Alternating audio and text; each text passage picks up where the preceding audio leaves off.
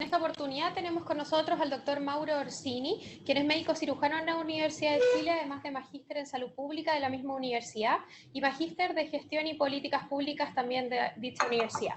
Él es médico del programa de prevención y control de infecciones asociada a la atención de salud del Ministerio de Salud, y el día de hoy nos va a hablar sobre la prevención de estas infecciones por SARS-CoV en el contexto del COVID-19. Así que esperamos que sea de gran utilidad y la verdad es que vamos a aclarar bastantes dudas que tenemos acerca de las recomendaciones ministeriales que existen para este tipo de prevención. Bueno, muy buenas tardes, gracias por la invitación. Yo soy parte del Programa Nacional de Prevención y Control de Infecciones del Ministerio de Salud. Somos un equipo que hemos estado trabajando en varias maneras relacionadas a la prevención de infecciones asociadas a la atención de salud, y nos hemos metido en el tema específico de prevención de infecciones por el virus SARS-CoV-2, o el cuadro clínico se conoce como COVID-19. Bueno, trabajo solamente en el ministerio, no tengo vínculos con ningún tipo de empresa, ni productor, ni nada. Y esto que lo que les quiero presentar es, la primera lámina, digamos, a muchos de ustedes les puede resonar muy básico, muy esencial, pero es un repaso que yo creo que para poner todo en contexto, para que se genere una infección, tiene que existir una cadena de transmisión, ¿ya? Y la cadena de transmisión requiere que microorganismos o agentes que producen infección, en este caso el virus, salgan de un reservorio, que actualmente son personas, son humanos, salga por una puerta de salida de este reservorio, que vendría a ser la vía aérea, ¿ya? Boca, nariz, por una vía de transmisión viaje, encuentre un hospedero que esté susceptible, que en este caso somos todos, porque no hay una inmunidad, no hay una vacuna que esté disponible, y que este agente entre por una puerta de entrada en el hospedero susceptible. Toda esta cadena tiene que estar disponible, tiene que estar presente e identificable para que se genere la infección. El agente además tiene que estar viable al momento de que se produzca la transmisión y entrar en la cantidad o en la dosis suficiente para generar la infección. Si algunos de estos pasos se interrumpen o se cortan, ya sea de manera intencionada o no, la infección no tendría por qué generarse. ¿Qué es lo que sabemos del virus?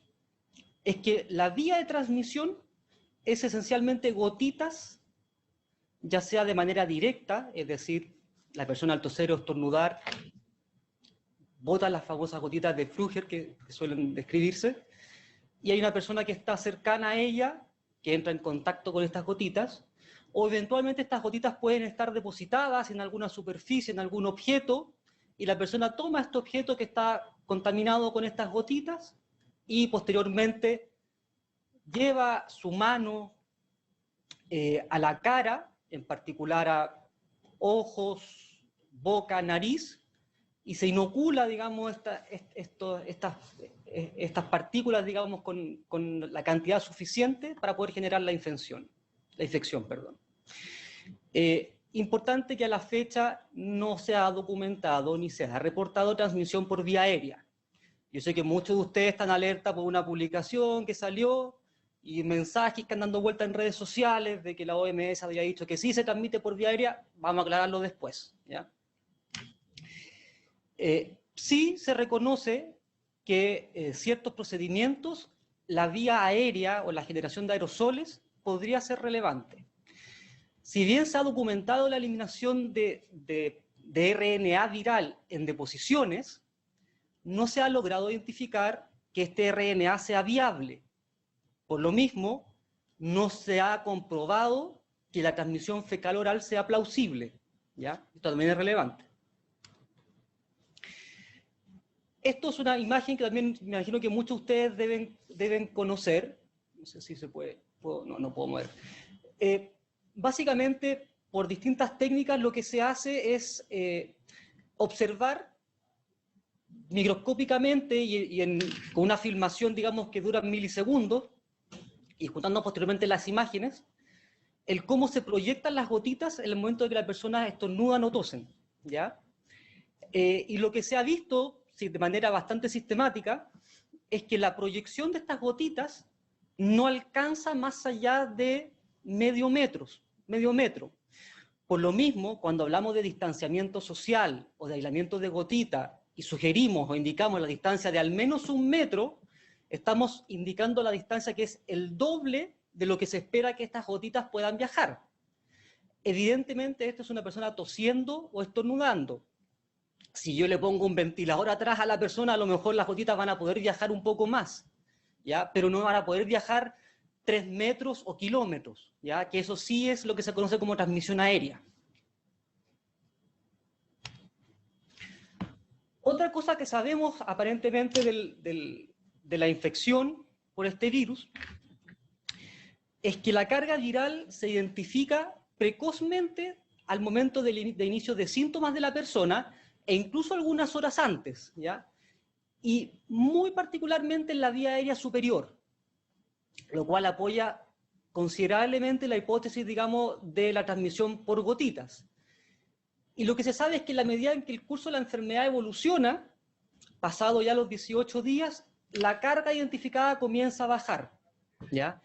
Hay reportes, sin embargo, de personas que aún estando sin síntomas, habiendo presentado la enfermedad, habiendo completado 48 horas o 72 horas sin síntomas, podrían tener identificación de RNA viral de la vía aérea hasta por 2, 3, 4 semanas. Pero insisto, estamos identificando fragmentos del virus, no estamos identificando al virus viable necesariamente, y tampoco estamos identificando casos de infección secundarias de estas personas, ¿ya? Entonces eso para tenerlo presente. Otro antecedente importante es que el personal de salud evidentemente se va a exponer porque va a atender personas que van a estar sintomáticas o no a la infección, pero que al menos en la experiencia en China, la gran proporción del personal de salud que se infectó, no se infectó necesariamente en la atención de salud, sino que se infectó como cualquiera se puede infectar en la comunidad, ¿ya? Es decir, ¿hubo personal de salud infectado? Sí. ¿Hubo transmisión nosocomial? Sí, de hecho hay reportes de hospitales específicos en los cuales se sugiere que aproximadamente un 40% de los casos que se identificaron habrían sido de carácter nosocomial, pero en un porcentaje muy considerable, el contacto más probable del equipo que se enfermó fue familiar, ¿ya? Entonces, con esta información, conociendo la vía de transmisión descrita, viendo la experiencia que hay, la OMS y nosotros también, lo que proponemos que como medida de intervención para prevenir infecciones son las precauciones estándares y las adicionales por contacto y gotita. Precauciones estándares que se tienen que aplicar siempre, en todo momento, en toda atención, independiente de que el paciente esté tosiendo o no. Ahora, por el contexto, y yo espero que aquellos que no tengan o no tengan una noción de lo que son las precauciones estándares, empiecen a entrenarse, empiecen a capacitarse en esa materia, porque es importante que lo tengan independiente de esta epidemia, o sea, de aquí para siempre, ¿ya? Y como les decía, independiente de esto, me voy a focalizar más en lo que son las precauciones de contacto y gotitas y por qué se propone esta medida de intervención, qué información existe al respecto. Esta revisión del año 2011 se aplicó básicamente a partir del brote que hubo de influenza H1, de la pandemia H1N1, ¿ya? Y dentro de las medidas que se identificaron no farmacológicas y que no fueran vacunas, efectivas en proteger la transmisión de infección, se identificaron la higiene de manos, que es parte de las precauciones estándares, el uso de mascarillas, ¿ya? Mascarillas quirúrgicas o médicas, o también mascarillas o respiradores tipo N95 con filtro absoluto, el uso de guantes, el uso de batas, el aplicar estas intervenciones de manera conjunta y el uso de protección ocular. Si ustedes ven todas estas intervenciones, algunas de ellas son parte de las precauciones estándares y otras además son parte de las precauciones de gotita y de contacto, es decir, a partir de la experiencia de esa pandemia, de una infección respiratoria viral, se recogieron las intervenciones que racionalmente tienen más evidencia que son efectivas. Sobre la higiene de manos no me voy a detener mucho, pero imagino que muchos de ustedes han estado haciendo más higiene de manos de la que hayan hecho habitualmente en toda su vida, ¿ya? Sobre todo los quienes atendemos en urgencia, ¿ya? Se puede hacer con solución alcohólica o con agua y jabón. Alguna vez se dijo que después de no sé cuántas veces uno tenía que lavarse las manos y no podía seguir usando solución alcohólica. Eso hoy en día no corre. Uno puede usar soluciones alcohólicas para hacer higiene de mano cuantas veces quiera. La única restricción es que las manos estén visiblemente limpias. Si las manos están sucias, hay que lavarse las manos, ¿ya? El uso de guantes. El uso de guantes también es parte de las precauciones estándares en la medida en que uno prevé que va a tocar fluidos, ¿ya?, del paciente. Ahora, como en el caso de la infección por COVID-19 estamos indicando que son precauciones de contacto y gotitas, esto es, ante la sospecha, inmediatamente usar siempre los guantes, ¿ya? La verdad es que látex o nitrilo, de preferencia, los de vinilo sirven. El problema de los guantes de vinilo es que se rompen con mayor facilidad. Evidentemente, si van a hacer un procedimiento invasivo, tendrán que ser estériles. La bata impermeable, ¿ya?, que tampoco requiere ser estéril, ¿ya?, a menos que van a hacer una cirugía, digamos, ¿ya?, y que también es parte de las precauciones estándares y que debiese ser utilizada siempre si uno prevé que va a haber salpicaduras durante la atención del paciente. Ahora, como estamos hablando de precauciones de contacto, requieren ser utilizadas siempre, independiente de que uno prevea o no salpicaduras, ante la sospecha de una infección de este tipo. En la protección ocular, que también dentro de las precauciones estándares se utiliza cuando se prevén salpicaduras en la cara, acá se requieren cuando uno va a estar en contacto a menos de 1 metro del paciente que esté sintomático respiratorio, que se sospeche la infección, que se sospeche, digamos, el cuadro de COVID-19. Uno repite hasta el cansancio que los anteojos no son suficientes, ¿ya? Hay antiparras a escudos faciales. Escudos faciales tienen la ventaja de que si son lo suficientemente largos, incluso protegen la mucosa oral, y son bastante más cómodos y ejercen menos presión sobre lo que es la cara. Se los dejo ahí, digamos, de que si tienen la opción de escoger entre los dos, escudos faciales son bastante más manipulables y más agradables de utilizar. Lo mismo en las mascarillas quirúrgicas, mascarillas médicas. También si uno va a estar a menos de 1 metro, digamos, del caso sospechoso, y también se utilizan siempre, o debieran utilizarse siempre que uno sospecha que pueden haber salpicaduras que pueden llegar a la cara. La verdad es que se privilegian las de uso, las no colapsables o las preformadas, porque el problema que tienen las mascarillas es que se humedecen. Cuando se humedecen, pierden el efecto de impermeabilidad, pierden el efecto de filtración y son menos efectivas, ¿ya? Las llamadas preformadas o no colapsables duran más. Ahora, si uno utiliza una mascarilla quirúrgica con un escudo facial, uno va a prolongar el tiempo que uno va a poder utilizar esa mascarilla quirúrgica, evidentemente dependiendo también de la humedad del ambiente, de la persona, de fondo de la persona individual, digamos, qué tanto vapor de agua elimine por su boca, que se pueda humedecer más o no, qué tanto hable la persona, por ejemplo, ¿ya?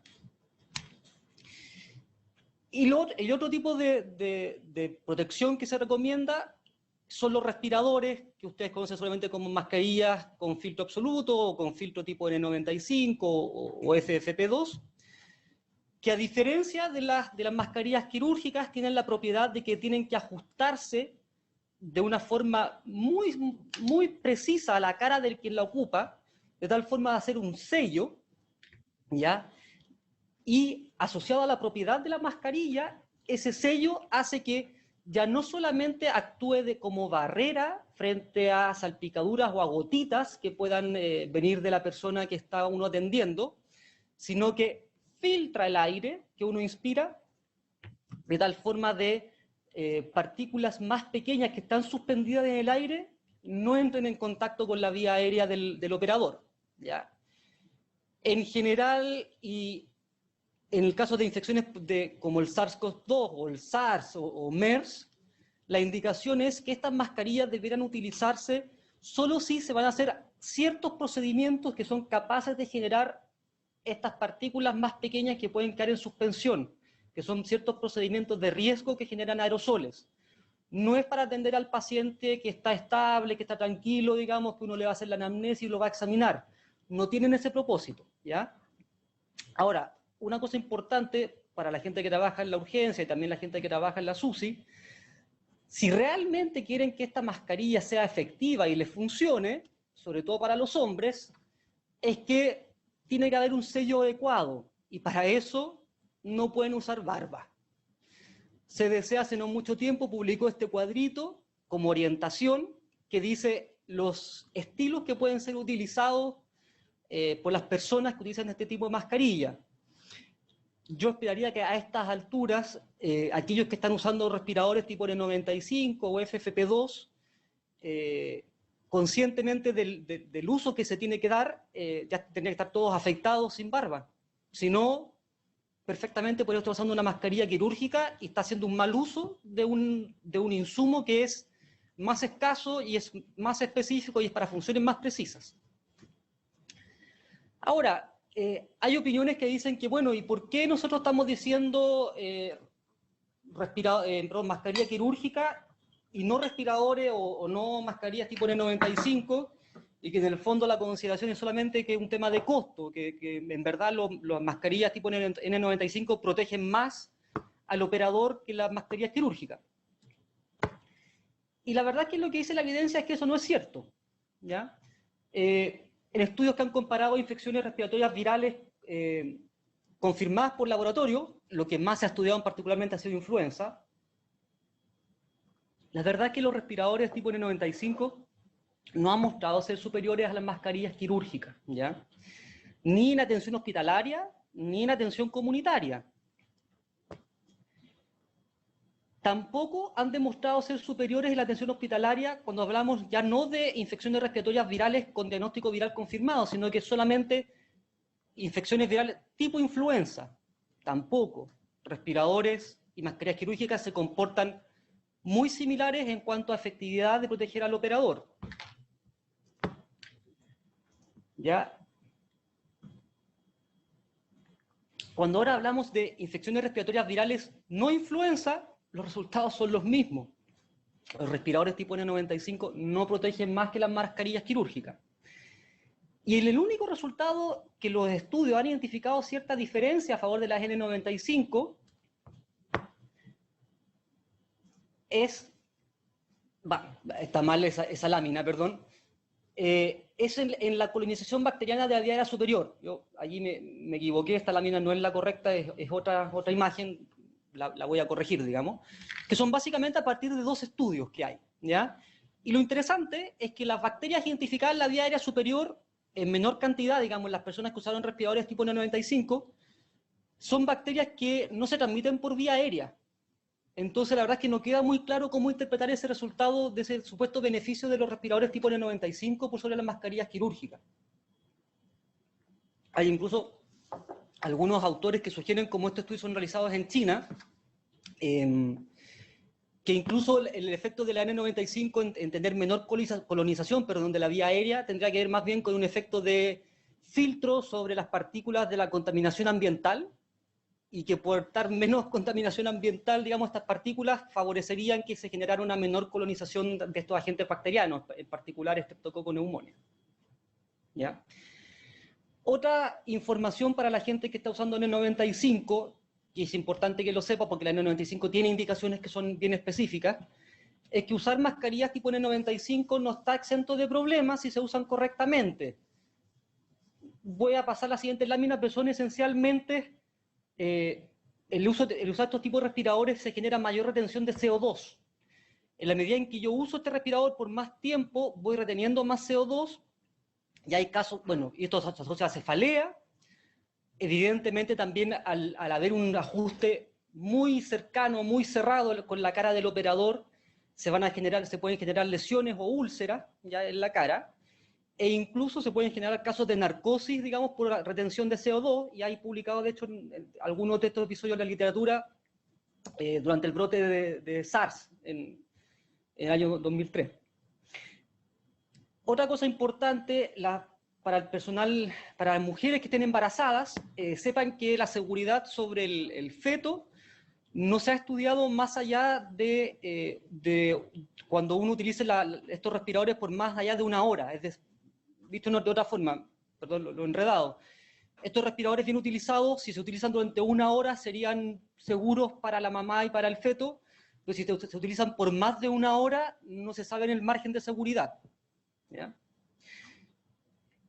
Y bueno, reportes o estudios que generalmente suelen reportarse que tienen que ver con el disconfort del operador, sensación de opresión external, dificultad para respirar, problemas de comunicación, etc. ¿Y por qué hago este énfasis, digamos, de que la N95 no son la primera línea, sino que están indicados en ciertos procedimientos? Es por lo que mencioné anteriormente.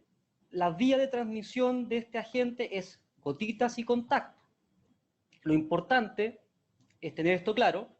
Por ejemplo, cuando hay en los medios, o en las redes sociales, circulando artículos como este, que advierte que la OMS revierte su posición y dice que la gente sí se transmite por vía aérea, ¿ya?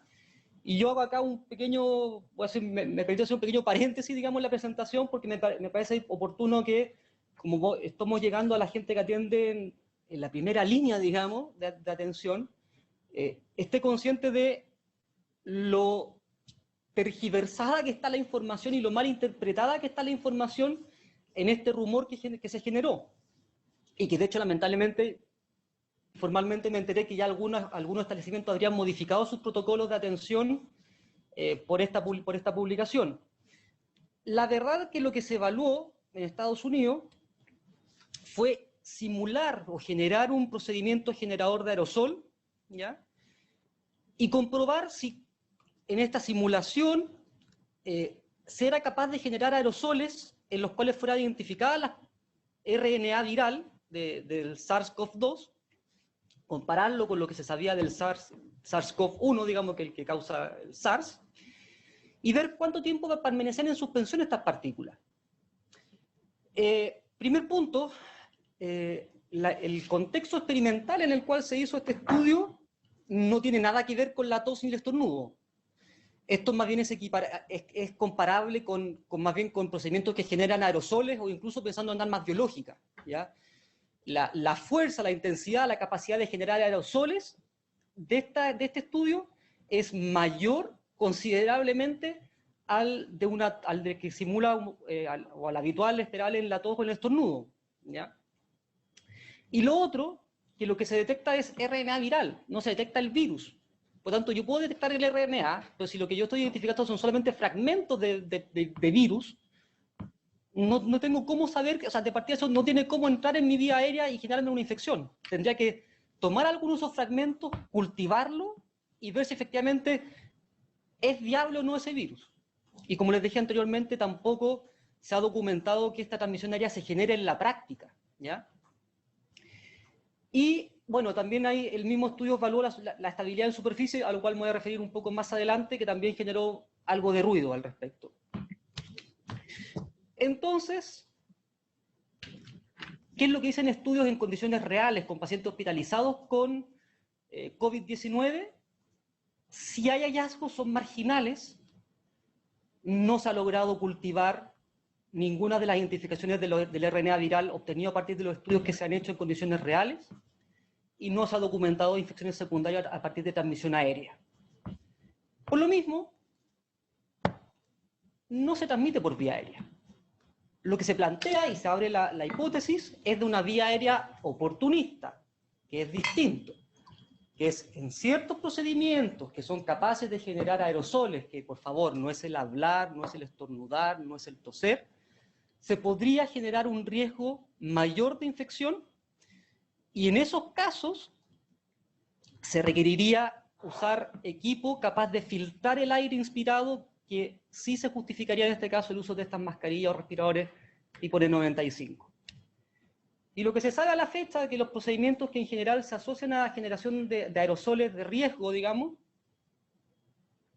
y esto es importante porque se hace en los servicios de urgencia y es importante que cuenten con mascarillas tipo N95, no para que la usen permanentemente, sino que para que las tengan disponibles en caso que les toque realizar algunos de estos procedimientos, que son básicamente intubación traqueal, la ventilación manual antes de la intubación, ¿ya? La aspiración, ojo, esto es la aspiración abierta en un paciente en ventilación mecánica invasiva. Las broncoscopías, ¿ya? Y hay algunos autores que plantean otros procedimientos que también podrían generar aerosoles de riesgo, como son la ventilación no invasiva, la administración de oxígeno de alto flujo, y queda la duda con la nebulización. La verdad es que la nebulización en los estudios que hay no se asocia a mayor riesgo de infección, ¿ya? Pero sí se plantea la duda si realmente podría o no. Y otros procedimientos que son más bien procedimientos en los cuales se utilizan motores con alta energía, en el cual se produce roce contra superficie, como son autopsias, digamos, con motores de alta velocidad, o incluso algunos procedimientos, al menos teóricamente, algunos procedimientos de carácter odontológico. Este es el estudio básicamente, bueno, la presentación va a estar después, pero este es el estudio en el cual se identifican los procedimientos generadores de aerosoles de riesgo y en el cual se identifica por qué ciertos procedimientos sí y otros procedimientos no son considerados como riesgo. Intubación traqueal, ventilación no invasiva, traqueotomía, ventilación manual antes de la intubación, básicamente. Entonces, hago un nuevo paréntesis. ¿Por qué estoy dando toda esta racionalidad, digamos, de la vía de transmisión, de las puertas de entrada, puertas de salida? Porque el equipo de protección personal es un instrumento más que lo que hace es proteger las distintas puertas de entrada que están en el hospedero, ¿ya? Y esas puertas de entrada que están en el hospedero tienen que ser racionales y consistentes de acuerdo a lo que se sabe de la enfermedad, ¿ya?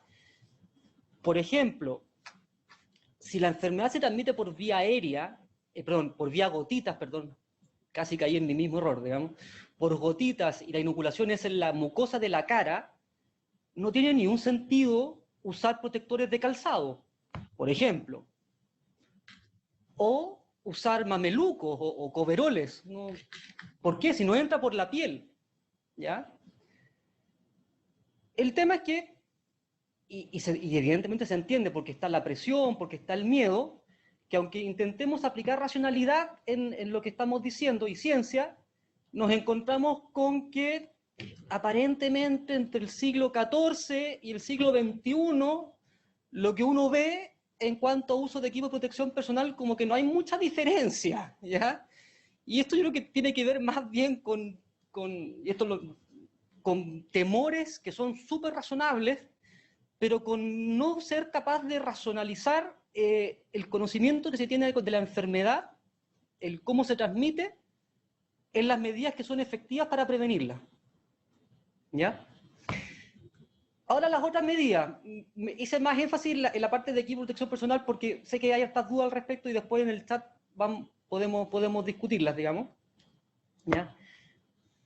Importante, ustedes con estas medidas cortan o cubren las puertas de entrada de los hospederos susceptibles, que son ustedes, pero ofrézcanle al paciente alguna barrera de la puerta de salida, pañuelo, un papel o una mascarilla para cubrirse nariz y boca. Eso también va a ayudar a contener las gotitas que salen del paciente y evidentemente, en teoría al menos, y en la práctica también, la dosis infectante que va a liberar va a ser más baja, ¿ya? La segregación, la separación de al menos de 1 metro. Esto no es porque a alguien se le ocurrió 1 metro o porque los agentes vean que hay una línea que distingue 1 metro y dice, ah, ya no paso la línea. No. Es porque, como les mostré anteriormente, las gotitas que se emiten habitualmente en la tos o en el estornudo se proyectan a no más allá de medio metro. 1 metro se considera una distancia razonable porque es el doble de esta distancia, ¿ya? Y aparte porque a partir de evidencia empírica se ha documentado que el distanciamiento sirve. Una preocupación habitual que hay tiene que ver con el manejo del aire. La verdad es lo que se sugiere es que el manejo del aire es para aquellas infecciones por agentes que son capaces de estar suspendidos en el aire. Y esto apunta básicamente a tuberculosis, varicela, y no para la gran mayoría de casos de infecciones por este tipo de agentes. En el caso de procedimientos generadores de aerosoles de riesgo, este es un factor a considerar, pero en esos casos, no en la gran mayoría de los pacientes. Importante, presión negativa Se recomienda, pero evidencia que documente que sirve y es efectiva, no hay. Sí hay evidencia teórica que habla más bien del recambio de aire, de la necesidad de mantener recambios de aire, ¿ya? Y eso se puede lograr no solo con equipos artificiales manejadores de aire, se puede lograr, por ejemplo, con puertas cerradas, ventanas abiertas, si uno respeta ciertas dimensiones que uno debiese lograr. La OMS publicó en el año 2009 un documento que es específicamente de cómo manejar el aire usando medios naturales, es decir, usando las puertas, las ventanas de las habitaciones, y ese libro está disponible, está online, y como referencia les puede ser de mucha utilidad. La desinfección del ambiente, la verdad es que por las propiedades del virus, es un virus que es bastante susceptible a la mayoría de los desinfectantes. El estudio que les mostré anteriormente que identificaba el agente, RNA en las partículas que están en el aire, también hizo el estudio de la sobrevida, digamos, o de la capacidad de identificar el RNA en distintas superficies. Y la verdad es que los resultados tienden a asustar, digamos, porque demuestra viabilidad eventualmente del virus durante 8, 10, 12, más hasta 2 semanas. El tema es que eso es en condiciones experimentales, con condiciones de luz, temperatura, humedad, que difícilmente son equiparables a las condiciones reales. Lo que les puedo decir es que en condiciones reales, usando desinfección con solución clorada, 1000 partes por millón o 0,1% u otros productos, la verdad es que después han intentado cultivar el virus y no se identifica. O sea, es súper susceptible a las desinfecciones habituales. No necesitan tener tecnología sofisticada para hacer desinfección.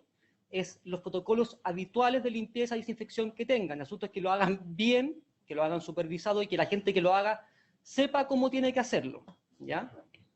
Está el documento publicado en la página del Ministerio que da algunas de las consideraciones que tienen que tenerse presentes cuando se hacen estos procedimientos. No se requiere una triple desinfección, ni limpiar, desinfectar, limpiar, no. Es aseo y desinfección. Desinfectar solamente las superficies de alto contacto o cuando algo esté visiblemente sucio. Si no, la limpieza basta y sobra. En el caso de la ropa, la verdad es que parte de las precauciones estándares indica que nunca uno debiese sacudir la ropa de los pacientes. No es que tenga un rol particular en esta infección, sino que uno nunca debiese sacudir la ropa de los pacientes porque uno no sabe si el paciente puede tener algún otro tipo de infección o algún otro tipo de microorganismo que pudiese sí tener alguna relación. Básicamente el manejo habitual, se manejan en bolsas, se llevan al lavado. El lavado no hay que separarlo del lavado de la ropa de otros pacientes, ¿ya? Evidentemente la persona que está lavando, si no es con lavadora, digamos, si lava, eventualmente lavar a mano, que use equipo de protección personal para protegerse lo que sea salpicaduras, digamos, de su cuerpo y cara. Pregunta habitual, ¿el virus no se transmite por la ropa del personal de salud? ¿Ya? Nadie ha documentado que eso sea real, que eso pase, ¿ya?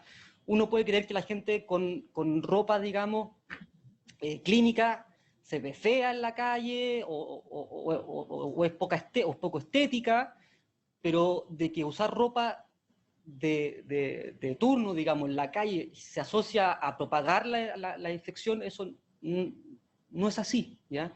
Más aún si cuando ustedes van a estar en contacto con estos pacientes van a estar utilizando una capa encima, que es el equipo de protección personal. O sea, evidentemente lo que se espera es que no salgan con las mascarillas al público, que no salgan pero son cosas bastante razonables, o sea, uno no se esperaría encontrar eso, ¿ya?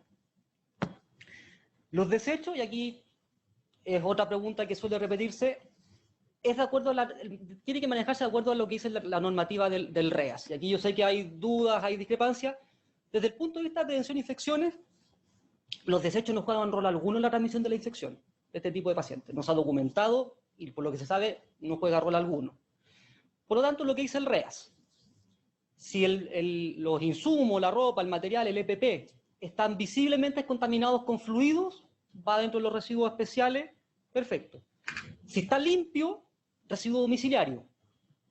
Si no fuera así la lógica, desde el punto de vista de prevención y control de infecciones, tendríamos que tener REAS para todas las personas que están siendo manejadas o en cuidados con manejo domiciliario, que por lo que sabemos, la severidad de la infección no se condice con la capacidad de eliminar el virus. Por tanto, la persona en la casa con infectado elimina tanto virus como la persona en el hospital. Así que, si está visiblemente limpio, domiciliario. Bolsa cerrada, evidentemente uno no quiere que la persona que va a manejar la basura entre en contacto directo con cosas que pueden estar en la basura, a nadie le gustaría, digamos, y menos después las personas que van a manejar esta basura. Y si está visiblemente contaminada con fluidos, con secreciones, va a residuos especiales. En el caso del transporte, del traslado prehospitalario, y esto es porque uno ve, hay todas estas imágenes, digamos, de las personas que están con mameluco, casi, digamos, con overoles, casi que con escafandra, metidos adentro de las ambulancias manejando. Eso es peligroso, de partida, ¿ya? Es peligroso para quien maneja y para la gente que va atrás. Si la persona va manejando y existe alguna barrera física, que puede ser la ventana o la ventanilla, o incluso una barrera física que a lo mejor estéticamente se ve fea, pero un plástico o algo que separe la cabina del conductor de la cabina sanitaria, eso es suficiente para contener las gotitas, ¿ya? Por tanto, el conductor, mientras está manejando, no debiese usar nada, ¿ya? Distinto es la persona que está atrás en la cabina sanitaria. La persona que está en la cabina sanitaria es una persona que está realizando en un contacto estrecho con el paciente atención en salud, y que por lo tanto tiene que equiparse exactamente igual como se atiende como se equipa, la persona que va a atender al paciente, ¿ya? Guantes, bata, escudo facial, mascarilla. Ahora, si el conductor se baja y va a ayudar a bajar a la persona que está en la cabina sanitaria o ayudar a bajarse de la ambulancia, tendrá que equiparse para ese procedimiento puntual y después sacarse el equipo y podrá volver a subirse a la cabina a conducir. Esto es un mini resumen de la racionalidad de cuándo corresponde aplicar las distintas medidas en distintos escenarios, ¿ya? Higiene de manos siempre es parte de las precauciones estándares, siempre tendría que considerarse. Si yo no voy a interactuar con el paciente, no voy a estar a menos de 1 metro del paciente, o si yo voy a estar a menos de 1 metro del paciente, pero existe alguna barrera, por ejemplo, las personas que trabajan en admisión podrían instalar láminas de plástico o láminas de vidrio para contener las gotitas. Todas esas personas que están detrás de esta barrera no requieren utilizar equipo de protección personal, solamente higiene de manos, ¿ya? Ahora, si yo me voy a mover más allá del metro, me voy a acercar a menos de 1 metro de distancia y tengo la sospecha de que el caso puede ser un caso de COVID-19, las medidas son, si la persona si yo no voy a hacer un procedimiento generador de aerosoles, es guantes, mascarilla quirúrgica, antipárrago, escudo facial, bata impermeable. Incluso si el contacto es no estrecho, si el contacto es breve y el escudo facial es lo suficientemente largo para llegar bajo el mentón y tiene la suficiente curvatura para cubrir las áreas laterales, incluso en ese caso es muy discutible que siquiera se requiere utilizar la mascarilla, ¿ya? Si yo voy a hacer un procedimiento de generador de aerosoles de riesgo, que son los que les mencioné, ahí sí un respirador en vez de la mascarilla, ahí sí un respirador tipo N95 y ahí sí un escudo facial por sí solo no me sirve. Y ojo, todos los que estén en la habitación del paciente donde se está realizando este procedimiento de generador de aerosoles de riesgo, todo el personal tendría que estar equipado de esta forma, ¿ya? Toma de muestra, si es hisopeado o aspirado nasofaringio, es gotitas. No requiere de respirador. Si va a ser por esputo, que es poco aplicable, pero o de vía aérea inferior, broncoscopía, lavado broncoalveolar, está empezando básicamente, por ser un procedimiento de generador de aerosoles de riesgo, ahí sí lleva N95, ¿ya? Lo que dije anteriormente, el personal que participa del traslado dentro de la cabina sanitaria, contacto más gotitas. Y el personal que realiza aseo y desinfección de la unidad donde ha estado hospitalizado, donde ha sido atendido este paciente, también hay que protegerlo para que haga el proceso de aseo y desinfección. ¿Hasta cuándo duran las precauciones? Las estándares siempre, ¿ya? Y ojalá experiencias como esta sirvan para reforzar la necesidad de cumplir siempre con las precauciones estándares. Las adicionales de contacto y gotita está la duda. ¿ya? Y esto se los planteo porque hay cosas que se saben y cosas que no se saben. Lo razonable es que al menos se apliquen hasta que el paciente esté totalmente asintomático. Algunos dicen 48 horas, otros dicen 72 horas.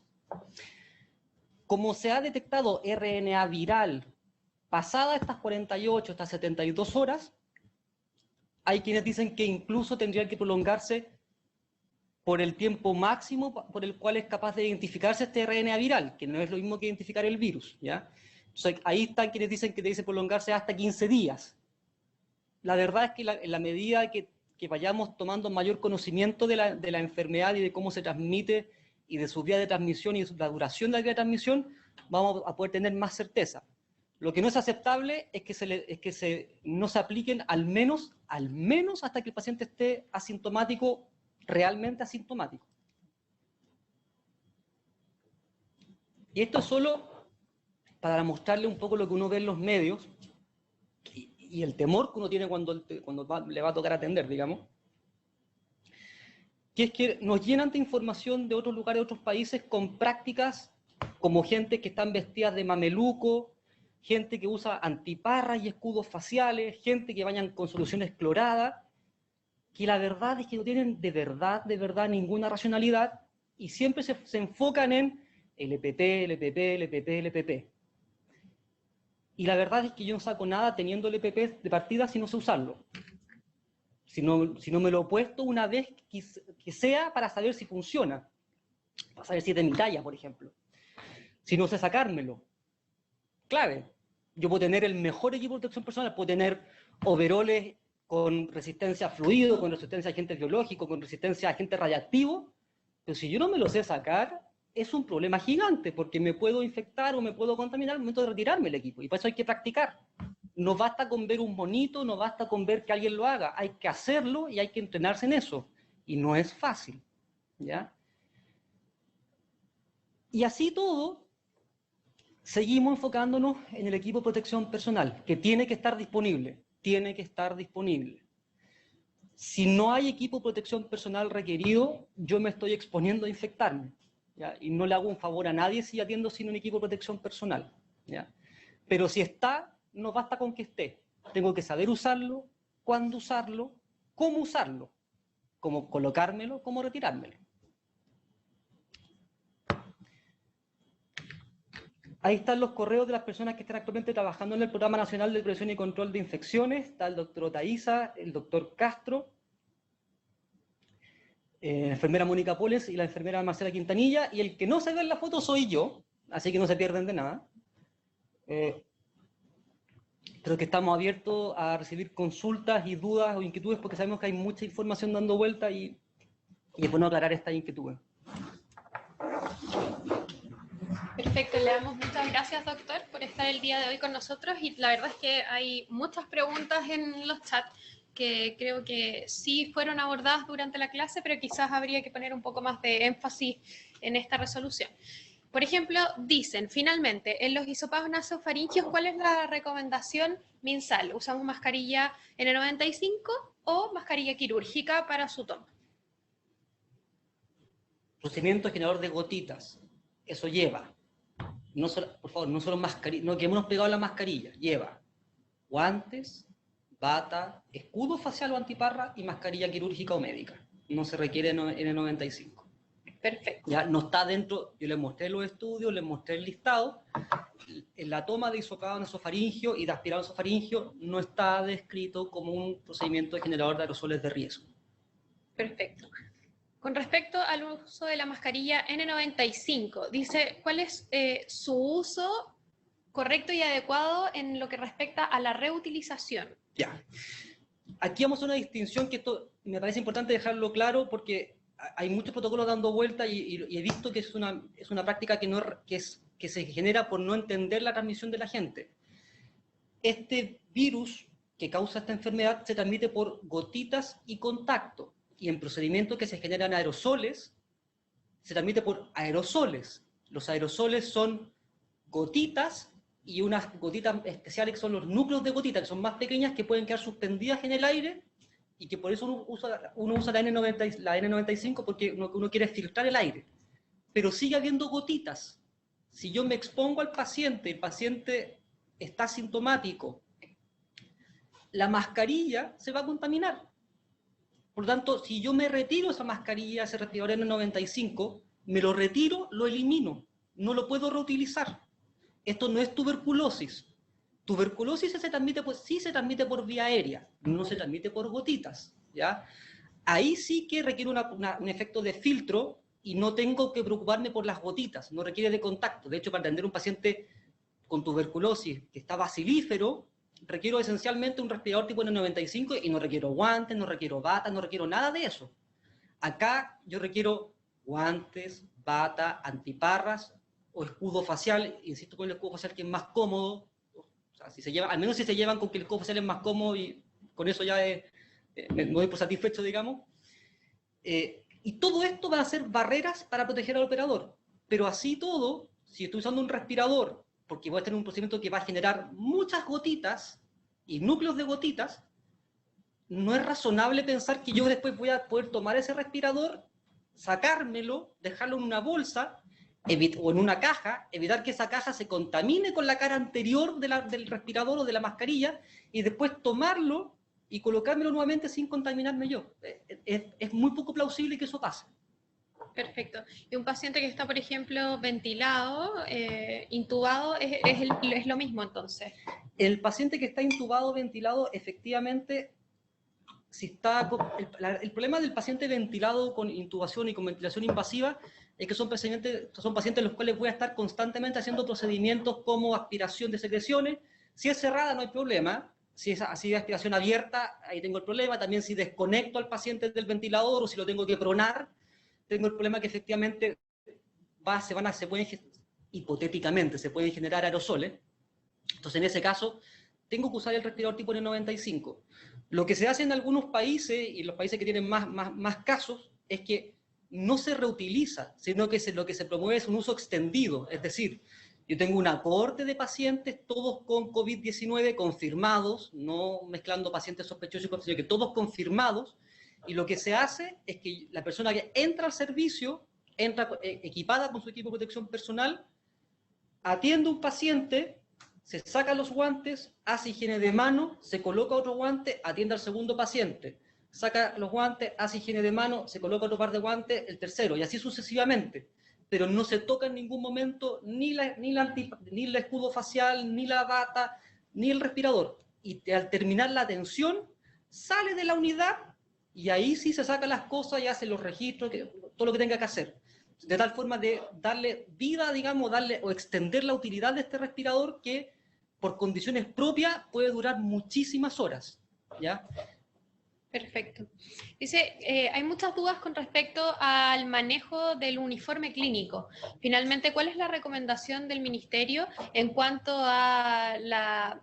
Primero es la llegada al centro y después la retirada. Si es que el uniforme debiese quedar ahí, ¿cuál es la forma de cuidarlo en el fondo al llegar al hogar para evitar también la diseminación? Ya. Hay varias publicaciones, y bueno, aquí el mundo se llena de expertos y uno escucha razonablemente a los expertos, pero por ejemplo, los expertos que dicen que hay que llegar y la ropa hay que sacársela y casi que entrar desnudo, sacarse los zapatos, meterlo en una bolsa y después meterlo... No sirve, eso es mitología. La ropa quiere estar limpia, porque evidentemente a nadie le gusta que la ropa esté sucia, ¿ya? Pero cuando ustedes hagan la atención de estos pacientes, así como de otros pacientes que tengan, porque no todo el mundo, no todo es COVID-19, sino que estamos hablando de diarrea por Clostridium u otras patologías, voy a estar usando equipo de protección personal. Yo me lo voy a retirar y por tanto lo que uno pretende es que justamente la ropa clínica no se contamine, ¿ya?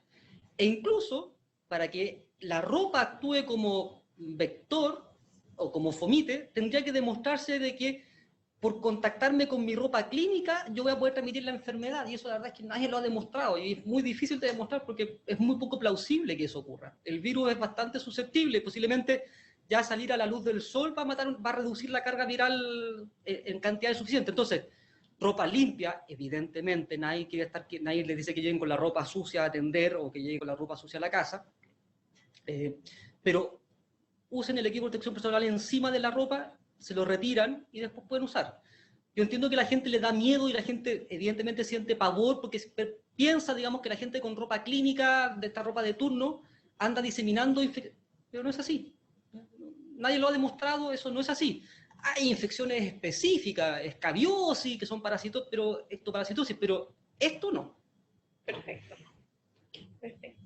Dice, como recomendaciones también a la población general, la efectividad de las mascarillas de género, las mascarillas de cobre, los distintos tipos de mascarillas que han salido a lo largo de estos días. Lo que les puedo decir es que se sabe bien poco. Hay algunos, se sabe bien poco, y de lo poco que se sabe, no se ha visto que sean efectivas, ¿ya? En otras culturas, básicamente, a partir de los brotes de las pandemias de SARS, digamos, en algunos países del continente asiático, es muy habitual el uso de mascarillas de género en la población. La verdad es que el personal no se ha documentado que realmente tenga alguna relevancia, algún efecto protector, ¿ya? Hipotéticamente, y esto lo dejo como hipotéticamente, sí podría tener algún rol como contener las gotitas que salen desde la puerta de salida, es decir, si yo estoy sintomático, algo de las gotitas que yo voy a eliminar va a retener, ¿ya? El problema es que se va a humedecer y me las voy a tragar de vuelta, ¿ya? Y lo mismo con las mascarillas. La verdad es que las mascarillas, los distintos tipos de mascarillas, las personas que están circulando, al ser transmisión por gotitas, tendría que usar, las personas que andan circulando tendrían que andar con mascarillas y con antiparras o escudo. Y la verdad es que yo hasta el momento al menos no me he encontrado con nadie ni en el metro ni en la calle con mascarilla y antiparras o escudo. A lo mejor me voy a encontrar más adelante. Lo otro, está súper demostrado. Mascarilla quirúrgica, si uno tiene algún equipo en la cara, ya sea mascarilla o N95, la probabilidad de que yo toque mi cara aumenta. Si uno se toca la cara normalmente alrededor entre 500 o 1000 veces en el día, con mascarilla va a ser más de 1000 veces porque molesta. Y uno lleva el teléfono y se pone por el teléfono, no sirve eso no sirve, ¿ya? O sea, eso es pensar o creer que me estoy protegiendo cuando en verdad no me estoy protegiendo. No necesariamente me estoy haciendo más daño, eso también dejarlo en claro, no está claro eso, no está claro si el usar mascarilla en el público, en la comunidad, me genera un mayor riesgo, pero protegerme por la disciplina que requiere utilizarla, por la técnica que requiere utilizarla, y por el hecho de que hay otras puertas de entrada que las mascarillas no protegen, la verdad es que los estudios que hay a la fecha dicen que no sería efectivo. Perfecto. Varios profesionales de la salud que están en APS nos preguntan cómo manejarse con la atención directa con los pacientes, que no necesariamente hay pacientes sintomáticos, hay otros que sí, y se nos junta un pool de pacientes en estas unidades. Entonces dice, ¿cómo los manejamos? ¿Nos protegemos todos con mascarilla? ¿Qué medidas de elementos de protección personal recomiendan en esas circunstancias? Ya, el uso de equipo de protección personal es una de las medidas para proteger al personal de salud, es parte de las precauciones estándares. Hay otro tipo de controles o medidas que son más bien de carácter administrativa. Por ejemplo, aplicar criterios de selectores en los cuales se hagan flujos diferenciados de atención de pacientes con sintomatología respiratoria de los no sintomáticos. Lo que sabemos a la fecha es que, si bien podría ser que pacientes asintomáticos podrían transmitir la infección, el gran volumen de casos asociados al brote que hay actualmente es en pacientes sintomáticos. Por lo tanto, esa primera discriminación inicial que se hace es clave porque te permitiría distinguir, por ejemplo, si yo voy a consultar por una fractura, ¿ya? O por un esguince de tobillo, o por un control de hipertensión. Si la persona se le pregunta si tiene dolor de garganta, si ha estado con tos, si ha estado estornudando, si ha estado con fiebre, y no ha tenido nada de eso, la verdad es que lo que se requiere ahí es precauciones estándares, es decir, se atiende al paciente, y si yo me voy a acercar al paciente y voy a verle la boca, voy a hacer algo que eventualmente pueda salpicar gotitas, ahí sí yo me equipo. Pero si yo voy a estar examinando el tobillo de un paciente que se guinzó el tobillo, y yo le pregunté, y se le preguntó al paciente si ha tenido algún síntoma respiratorio, tos, disnea, fiebre, dolor de garganta, y dice que no ha tenido nada, no tiene ningún sentido usar ningún tipo de equipo de protección personal. Entonces, son controles previos que ayudan a optimizar y darle un uso racional al equipo de protección personal, ¿ya? El hecho de ofrecerle al paciente un pañuelo desechable para que se cubra la nariz y la boca al toser también es una medida que también ayuda a contener la salida de las gotitas. También es otra medida que es eficiente. lo que decía anteriormente, en los SOME, en las unidades de recepción de pacientes, si yo puedo poner una lámina de plástico que haga de barrera entre las personas que están detrás de esa lámina, tampoco tengo por qué equipar a las personas que están con EPP, a las personas que están atendiendo ahí. No es necesario. O si pongo una barrera en la cual, que esto ya es más incómodo, que va a hacer que las personas van a ser atendidas en estas unidades a más de 1 metro de distancia, tampoco requiero que las personas utilicen mascarilla ni nada por el estilo, más allá de la higiene de manos habitual que se espera que hagan. Creo que para redondear un poco las preguntas, porque netamente en base a las mismas respuestas le surge a la gente más preguntas, entonces es para dar una especie de ejemplos puntuales. Dice, en mi hospital se va a comenzar a lavar en la central de lavandería toda la ropa del personal y también van a dejar el calzado en el hospital. ¿Esto es necesario? No. Perfecto. O sea, suerte para usted que no va a gastar agua en su casa, digamos, claro, lavando la ropa, pero no se requiere. Perfecto. En el caso de quienes están vacunando, como es una atención breve, ¿se deben colocar EPP? Precauciones estándares. Persona, ¿usted está con dolor de garganta? Se le pregunta antes. ¿Sí? No. ¿Sí? Protejo, digamos, con posibilidad, digamos, de gotita. ¿Está con tos? No. ¿Está con fiebre? No. ¿Tiene algo? No. ¿Está totalmente asintomático? Sí. ¿Le molesta algo? No, nada. Higiene de mano, vacuna. Listo. Nada de... No tiene sentido. Es un mal uso del recurso que, para que se hagan la idea, si en los países más desarrollados tienen problemas con el uso de este insumo y estamos sobreutilizándolo, es muy probable que entremos en algún momento en un escenario en el cual también tengamos que tener problemas para utilizarlo. O sea, si no lo usamos racionalmente desde ya, más adelante va a ser peor. Perfecto. Nos preguntan, bueno, hay muchas preguntas, la verdad. Hay una pregunta que alguien hizo la otra vez, perdón que se metiste, pero me acuerdo por el chat, de por qué el protocolo referencial que nosotros publicamos decía que el amarrarse era por atrás y no por adelante, porque amarrarse por adelante era más cómodo, y que si lo amarraban atrás, le quedaba el nudo más suelto, qué sé yo, que era más difícil. Es por un principio básico. Cuando uno usa el equipo de protección personal, uno sigue una cierta racionalidad, ¿ya? Y que se ha podido comprobar a partir de ciertos estudios. Todo lo que está de frente al paciente, lo que va mirando al paciente, es lo que se va a contaminar. Todo lo que está a mi espalda, teóricamente se va a contaminar menos, ¿ya? Por principio básico, cuando uno usa el equipo de protección personal, al momento de retirarme, por ejemplo, la bata, yo puedo retirármela efectivamente de una con los guantes incluidos. Ahí no hay ningún problema amarrarme de adelante o atrás, da lo mismo. Pero hay otra técnica que es sacarme los guantes y después retirarme la bata. Como la bata está más contaminada por adelante, la idea es desanudármela por atrás, para tener menos posibilidad de contaminarme las manos. Ahora, la técnica más fácil es la bata, los guantes por encima de la bata, cosa de que yo al retirarme la bata, saque los guantes también. Esa es la técnica lejos más fácil, pero que hay que practicarla, porque a veces los guantes salen disparados, en fin, no es llegar y hacerlo. Pero también se puede. Perfecto. Perdón, y el otro principio clave, al momento de retirarse el EPP, fundamental, siempre al último, lo que tenga que ver con proteger las puertas de entrada más peligrosas, es decir, lo que es la cara. Nunca jamás retirarse escudo y mascarilla y después el resto. Nunca. Siempre lo más peligroso para el final y con las manos limpias. ¿Ya? Si yo me saqué la bata y y los guantes y me voy a tocarla, no. Higiene de manos primero y después me retiro. Y no me lo retiro desde acá, desde la parte delantera de la mascarilla o desde el escudo. Es desde atrás. ¿Ya? Y eso hay que practicarlo. La gente que lo ha hecho sabe que de repente uno tira y puede salir disparado los anteojos, la gente que usa anteojos como yo, o tira y la mascarilla se le cae. Eso hay que practicarlo. Uno no saca nada viendo videos si uno no lo hace en la práctica. Hay muchas preguntas relacionadas con el uso de los anteojos personales y si es necesario adicionalmente el uso de antiparra.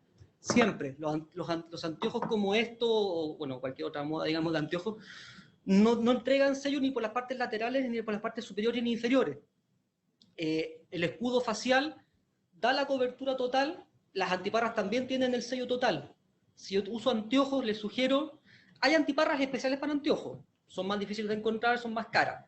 Anteojos, sugerencia, escudo facial, más cómodo, más práctico y harto más agradable también. Perfecto. Con respecto, hay centros que dicen o recomiendan el uso de una mascarilla quirúrgica sobre el respirador o la N95. Yeah. ¿Qué hay con respecto a eso como en cuanto a extender la duración quizás de la máscara? El principio de eso tiene que ver básicamente con experiencia que se tiene a partir de SARS en Asia, y la lógica de esto, que es más bien dentro del concepto de la lógica, digamos, era que para evitar que se contaminara con las gotitas, por decirlo de alguna forma, el respirador, le colocaba la mascarilla, de tal forma de que yo al retirarme la mascarilla, el respirador después iba a estar más limpio. Piensen que haciendo eso gastan el doble de equipo de protección personal. O sea, gastan mascarilla y aparte el respirador. No, de verdad hay formas más fáciles, que es ordenando la tensión y usando correctamente el equipo de protección personal cuando corresponde, ¿ya? Esa alternativa me consta que se ha probado, que aparentemente por los estudios que hay no sería riesgosa desde el sentido de que retenga más CO2 la persona que lo está utilizando, pero están consumiendo más equipo de protección personal que después van a necesitar para otra cosa. Perfecto. Con respecto a la desinfección o al manejo de estos escudos faciales, sí. ¿Cuál es la recomendación? Se está trabajando de hecho en un protocolo que se va a publicar, porque es una pregunta habitual. La verdad es que es el manejo de aseo y desinfección de la mayoría de los insumos que son reutilizables.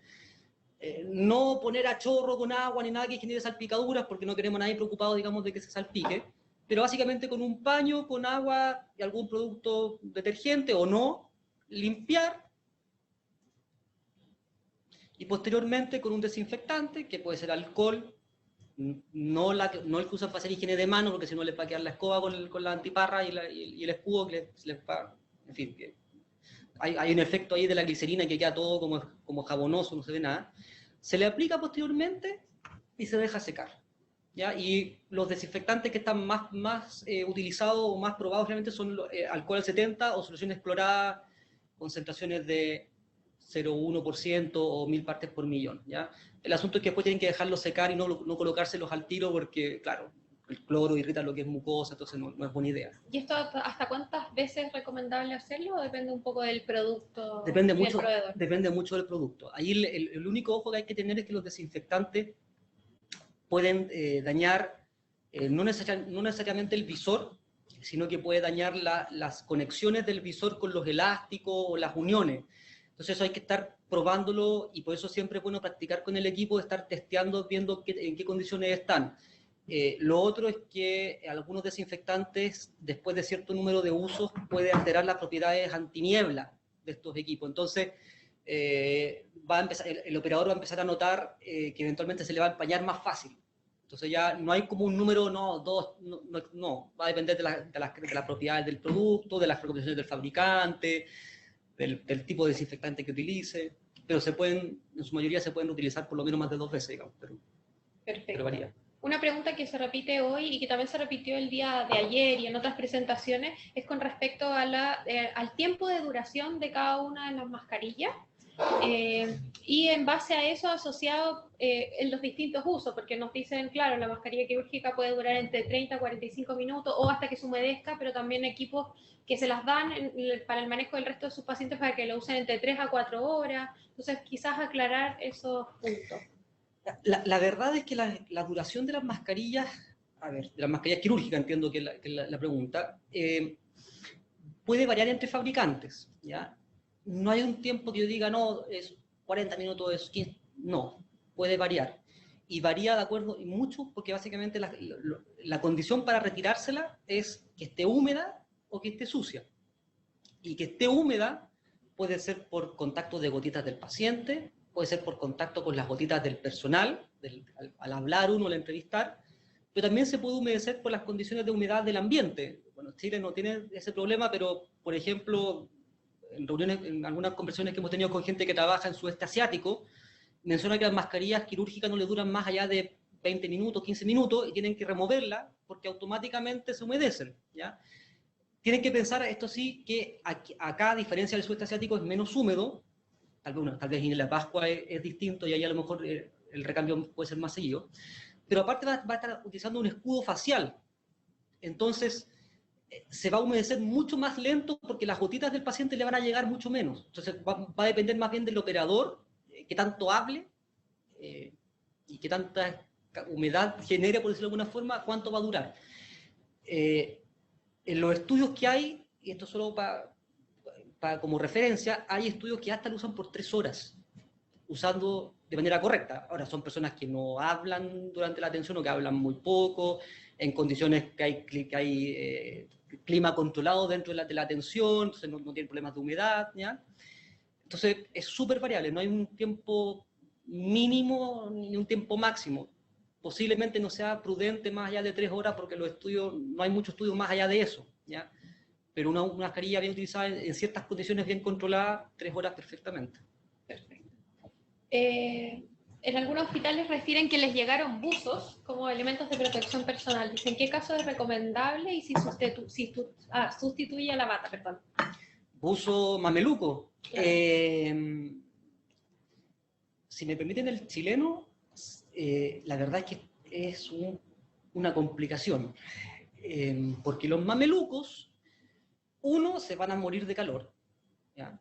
Se van a morir de calor después de 20 minutos, 30 minutos con mameluco, y si tienen que atender una serie de pacientes, a menos que sean mamelucos con inyectores de aire, que no creo que sean esos, digamos, de verdad son muy, muy calurosos. Y lo otro es que para retirarlo requiere una técnica muy especial y mucho entrenamiento. Si los tienen, mejor que los guarden y usen mejor las batas desechables manga larga. Es más fácil de operar, es más cómoda, y el mameluco guárdenlo para otro propósito, porque la verdad es que no tiene mayor sentido. Perfecto.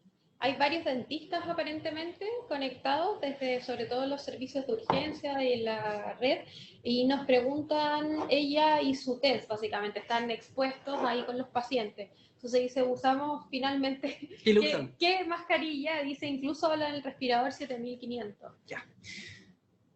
Primero que todo, medida administrativa. En la admisión, atención odontológica. Señora, señor, tiene fiebre, tiene dolor de garganta, tiene moco, le duele, está con dificultad para respirar, tiene tos. Sí, se puede diferir la atención o no se puede diferir la atención. No se puede diferir la atención porque es una urgencia y puede pasar. Las personas que realicen la atención van a tener que evaluar. Dado que entraría en la lógica de caso sospechoso, tendría que equiparse con guantes, bata, escudo facial, mascarilla quirúrgica. Tanto la persona que hace la atención como el TENS, que en el caso de atención odontológica está involucrada directamente en la atención y con el contacto directo con el paciente. ¿Qué es lo que va a hacer? ¿Va a hacer un examen solamente? Es decir, lo va a evaluar, va a abrir la boca. Con eso basta. Si voy a empezar a meter scaler, turbina, jeringa triple, contrángulo, micromotor, todos procedimientos que tienen básicamente motores o rotores que son capaces de generar aerosoles, en ese caso, y esto es por el riesgo hipotético, porque no se ha documentado, pero sí lo digo, por el riesgo hipotético de esos aerosoles, todos los que están allá adentro tendrían que estar equipados con bata, guante, escudo facial y respiradores tipo N95 con filtro absoluto. Hay otros respiradores que tienen básicamente, van aumentando la capacidad de filtración. N95 basta, no se requiere más que eso. Pero si voy a hacer un procedimiento general de aerosoles, primero evaluar bien si se requiere o no, si se puede diferir o no. Si no lo puedo diferir y el paciente tiene criterios para pensar que es un caso sospechoso, tengo que usar respirador, N95. Perfecto. Además de las asistencias como teletrabajo que están ofreciendo muchos profesionales, también hay muchos profesionales que están yendo a domicilios a ver a algunos pacientes que lo necesiten para evitar ir a la urgencia. No necesariamente muchos nos dicen que cuentan con las medidas de EPP suficientes porque no tienen para, voy a ir a comprar cuántas batas, cuántas mascarillas. Además de las precauciones estándar, ¿alguna recomendación? No vaya a verlo. No. cumplan muy bien con las precauciones estándares y apliquen medidas de control administrativa. Si la persona está con fiebre, está con tos, evalúen realmente qué tan indispensable es ir a atenderla. No le están haciendo ningún favor a la persona, ni tampoco a ustedes mismos, ni a sus familiares, ¿ya? Si ustedes eventualmente pueden tener la alternativa de realizar la atención por vía telefónica o distancia, en esos casos, háganlo, prefieran eso. Si van a hacer la atención y eventualmente les tocará atender un paciente con este tipo de sintomatología, tienen que tener a mano para poder utilizar el equipo de protección personal. Tienen que tenerlo, ¿ya? Y eso es parte de las precauciones estándares y eso es lo que se tendría que tener siempre, sea tengamos pandemia o cuando yo voy a atender un paciente a la casa porque tiene influenza. También yo no puedo atender al paciente con influenza si no tengo algo para protegerme, si no tengo antiparra o escudo y mascarilla quirúrgica. No debiera. El asunto es que uno muchas veces pierde la noción de riesgo, en ese caso atiende así como así, pero claro, ahora como vemos que los casos son más graves, como no tenemos inmunidad adquirida porque no hay vacuna, empezamos a racionalizar cosas que no racionalizábamos antes, pero esto debe ser siempre. Perfecto. Y como última pregunta, ¿cuáles son las recomendaciones del Ministerio sobre el uso del gorro y también de las botas en el fondo? Ya. El virus, como les dije, se transmite por gotitas o por contacto con fomites y eventualmente en ciertos procedimientos generadores de aerosoles por una combinación de gotitas y partículas en suspensión que pueden ser inhaladas, hipotéticamente hablando. Los virus no saltan de los pies a la boca. O sea, a menos que yo ande ande tocando el piso con la mano y después me lleve la mano a la boca, o que yo me ande tocando los zapatos y después me lo lleve a la boca, la verdad es que no tiene sentido. O sea, eso. Hoy en día el uso de protectores de calzado, la única indicación que tienen es si hay riesgo de salpicadura del calzado. Básicamente hay gente que trabaja que hace la limpieza, porque en el fondo limpia con agua, qué sé yo, o eventualmente en el caso que yo quiera proteger mi calzado, por ejemplo, si el paciente está con diarrea que no es controlable, en esos casos sí, pero si no tiene ni un sentido, ¿ya? Insisto, el virus no salta del piso a las mucosas de las personas. El uso de gorrito, el único propósito del gorrito y lo único que se sabe que sirve es, uno, para que a uno no se le vaya el pelo para adelante, cuando está intubando, qué sé yo, y para evitar que el pelo entre a la boca de la persona cuando uno está haciendo un procedimiento en la boca de la persona, básicamente. El virus no se transmite por el pelo de las personas, ¿ya? De hecho, salvo pediculosis, no hay ninguna otra enfermedad, bueno, también escabiosis podría ser, que se transmita de pelo a pelo. No hay. El gorrito es más bien para contener, más bien para una cosa operativa. Pero si yo creo que me estoy protegiendo más porque estoy usando gorrito, no es así, digamos.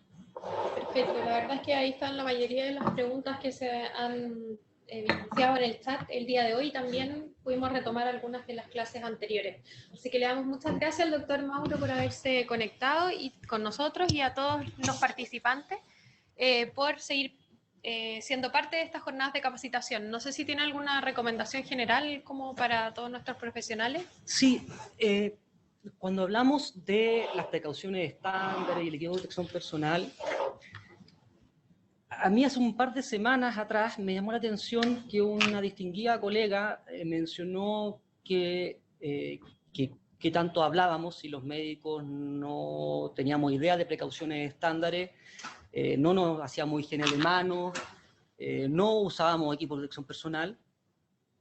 Y eso me dejó pensando, porque si esta distinguida colega piensa eso, estamos muy mal, o sea, estamos 60 años, quizás 80 años atrás en el tiempo. Tienen que saber precauciones estándares, y saber precauciones estándares no es tener equipo de protección personal, es saber cuándo se usa, saber cómo se usa, saber que hay otras medidas que no son el equipo de protección personal. Por ejemplo, ¿qué saco yo teniendo mameluco y respiradores y traje de astronauta, si quieren? Si yo intubo un paciente, uso un laringoscopio y después lo que hago es limpiar el laringoscopio y intubo a los pacientes al lado. O sea, eso es no entender nada, ¿ya? Entonces, aprovechen esta instancia que aún no estamos tan saturados, capacítense, los que trabajan en establecimientos, en hospitales, acérquense a sus agentes de control de infecciones, no les dé vergüenza entrenarse con ellos, no les dé vergüenza ponerse el EPP y sacárselo. Si lo hacen 20 veces y tienen que hacerlo, háganlo hasta que realmente aprendan, vean lo que tienen, ¿ya? No sacan nada practicando en la casa con un EPP que no es el que van a tener disponible posteriormente en el hospital. Y protéjanse para poder proteger a los otros. Básicamente eso. Muchas gracias, doctor, por haber estado con nosotros el día de hoy. Hasta luego y nos vemos el lunes a las 2 de la tarde. Muchas gracias.